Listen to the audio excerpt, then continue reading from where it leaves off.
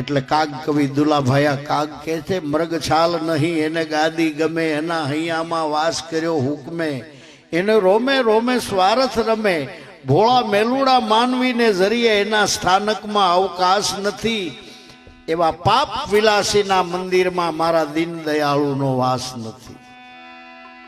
પછી આપણા તીર્થો, કાગ કવિ કહે છે આપણા તીર્થો કેવા છે? જ્યાં રાંધેલ ધાન વેચાઈ રહ્યા, જ્યાં શાસ્ત્ર પુરાણોના હાટ થયા, મારા નામથી ઢોંગ પૂજાઈ રહ્યા, એટલે પ્રભુને નામે ઢોંગી ધુતારા પૂજાઈ રહ્યા.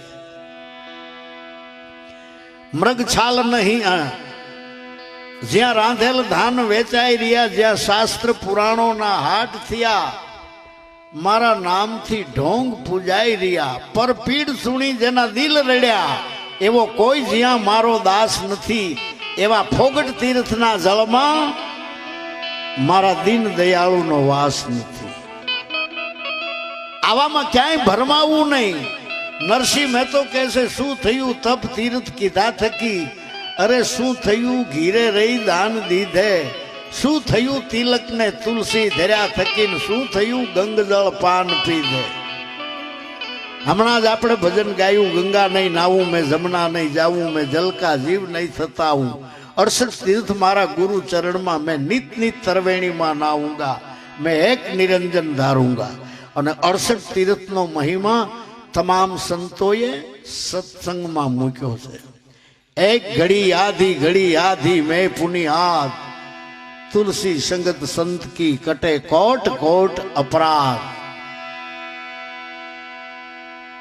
તો ભગવાન કહે છે, મને આવા જુલમ નજરે આવ્યા, 5 તત્વથી પર રહું છું તોય વસ્ત્ર પહેરાવે, રહેવા માટે મારા સારું મોટા મોટા મંદિર માળ બંધાવે.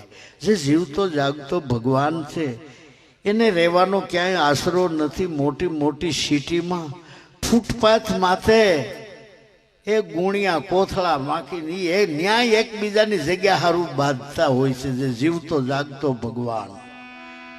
અને ભગવાન કહે છે, ભૂખ કદી મને લાગે નહીં તોય મોટા મોટા થાળ ધરા,